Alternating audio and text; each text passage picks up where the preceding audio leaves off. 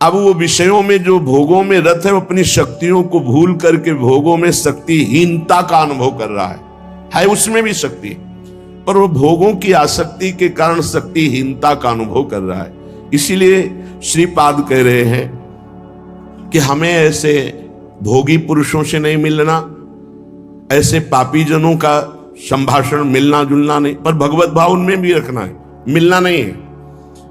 क्षुधा देह त्यागो वर्मी गृहस्थैर नहीं मिला, मैं ऐसे गृहस्थों से मिलूंगा ही नहीं जो भगवान की चर्चा जिनको सुहाई नहीं देती, जो नाम जप नहीं करते, जो पापाचरण करते हैं, उनके द्वारा दिया हुआ थोड़ा भी अन्न हमारी बुद्धि को भ्रष्ट करके भगवत विमुख कर देगा, पक्की बात। विरक्त हो करके यदि जो गुरु मंत्र नहीं लिए पापाचरण करता है, अधर्मी है, ऐसे का प्रतिग्रह लिया जाए तो बुद्धि भ्रष्ट हो जाती है। और जो भगवत आश्रित रहते हैं तो भगवान ऐसे जनों को सामने आने ही नहीं देते, उनके द्वारा निर्धारित वही आपका भरण पोषण होगा जो आपकी बुद्धि को मंगल प्रदान करे, क्योंकि योगक्षेमम वहाम्यहम्, उसके योगक्षेम का वाहन भगवान करते हैं। उसको चिंतन नहीं करना पड़ता कि कौन अशुद्ध है कौन शुद्ध है, आएगा ही नहीं अशुद्ध आएगा ही नहीं, क्योंकि भगवद आश्रित है। योगक्षेमम वहाम्यहम्, श्री भगवान कर है। म्यपि श्रेयः प्राप्तो न युवति समीपम क्षण में, एक क्षण भी एकांत में विपरीत शरीर जहां से हमारा काम भाव प्रकट होता है, उसको आपस में एक मिनट भी एकांत में समय नहीं देना चाहिए। अगर देगा तो भ्रष्ट हो जाएगा। तस्मात् शास्त्रम प्रमाणम, ये शास्त्र प्रमाणित है।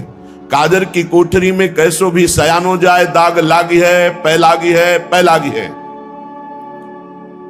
बहुत सावधान। जिनको सेवा दी गई है कि आप समाज सेवा कीजिए, तो उनको भागवतिक बल भी दिया जाता है, केवल सेवा ही नहीं दी जाती। उनकी निर्विकारता उनके इष्ट और गुरु के बल से सुरक्षित होती है। देखो, अगर नाटक करोगे तो माया तुम्हारे सामने नाटक फैला देगी, नहीं निकल पाओगे। सच्चाई से चलोगे तो माया माँ है और कोई दूसरी वस्तु नहीं है। वो माँ की तरह दुलार करके आपको भगवान के चरणों में पहुंचा देगी। ये सब माया ही है। ये माइक माया है, ये आवाज माया है, ये शरीर माया है, ये जो भी आप देख रहे हैं, गो गोचर जहां लघु मनुजाई सो सब माया जानो भाई। ये माया आपकी मुक्त अवस्था को पहुंचाने के लिए है। अगर आप माया को भोक्ता भाव से देख लेंगे तो आप पतित हो जाएंगे। वो मां है।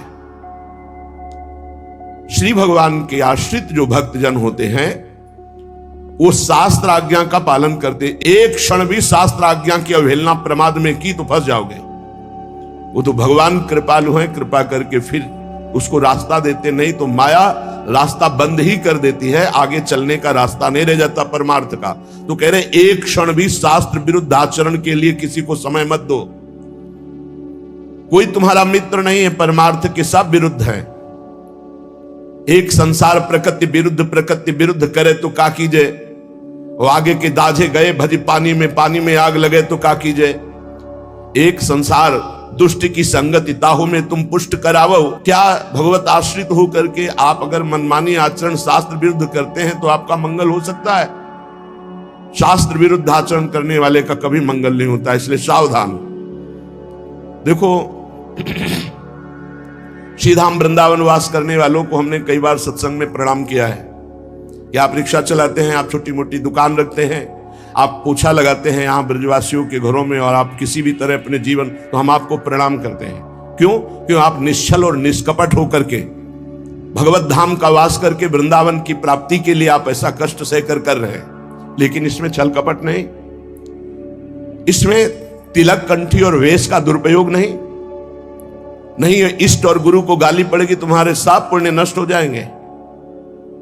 सात्विक वेशभूषा का हमने आदेश किया है कि आप अपने घर में पैंट शर्ट पहन सकते हैं। सात्विक वेशभूषा का आप सम्मान करें। आपके द्वारा कोई वार्ता, कोई चेष्टा, कोई ऐसी करनी हो जाए तो आपके इष्ट और गुरु को गाली मिलेगी। आप इस पर सावधान रहें। आपके इष्ट और गुरु आपका हित कर रहे हैं, आपका हित नहीं। वनवास कर रहे हो, आप वनवासी वेशभूषा में रह सकते हैं। आप वनवास वृंदावन में आप सेवा कर रहे हैं, आप कर सकते हैं।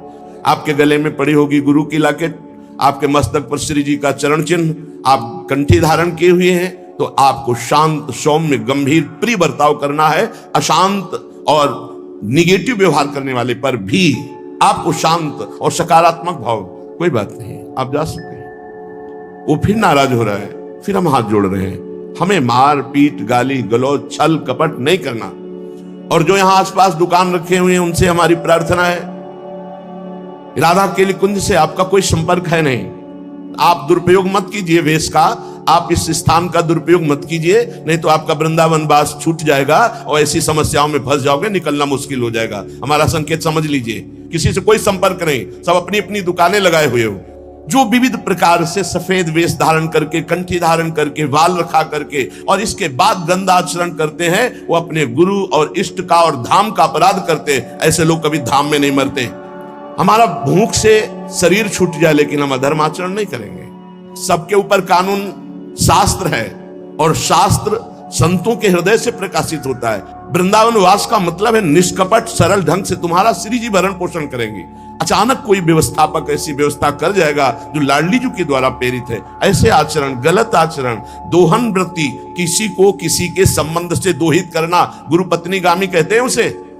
गुरु पत्नी को, गुरु के सबके पत्नी थोड़ी होती है, वो तो ब्रह्म ऋषि जो कुछ ऐसे कुल परंपरा जिनकी चली हुई है, और बकाया सब जो विरक्त हैं वो गुरु पत्नी गामी का दोष कैसे लगता है? गुरु के नाम पर उनके द्वारा दी हुई संपत्ति का भोग करना गुरु पत्नी गामी कहा जाता है।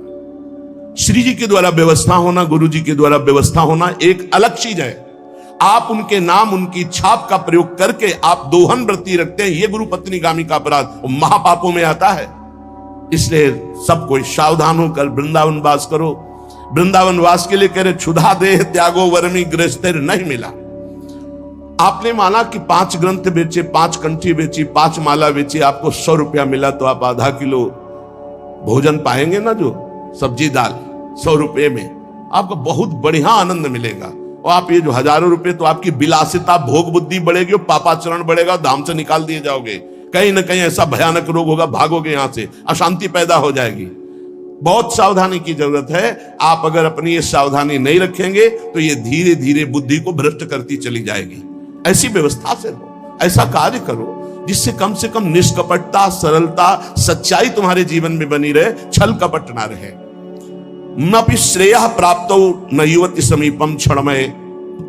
ये मौत की भी मौत है बाबागिरी। काम, क्रोध, लोभ, मोह, मद, मत्सर, इन सब को मार दिया जिसने, और मौत की मौत, मृत्यु का भी भय जिसके अंदर से खत्म हो गया, उसे कहते फकीर। फिकर फार फकनी करे ताको नाम फकीर। फकीर का मतलब खिलवाड़ समझ लिया क्या?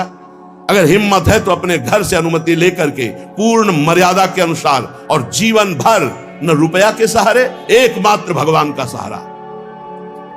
बहुत सावधानी से धामवास करो। ऐसा मत प्रयोग करो, दोहन वृत्ति मत रखो। गुरु के नाम की, गुरु के प्रभाव की दोहन वृत्ति तुम्हारा पतन करा देगी। ये गुरु पत्नी गामी का कलंक उसको लगता है। बहुत सावधान। गुरु की बटिया से मिले रहना, ना कुछ लेना न देना, मगन रहना। अब हम आश्रित है तो भरण पोषण गुरु के द्वारा हो रहा है, वो बात अलग है, दोहन वृत्ति नहीं।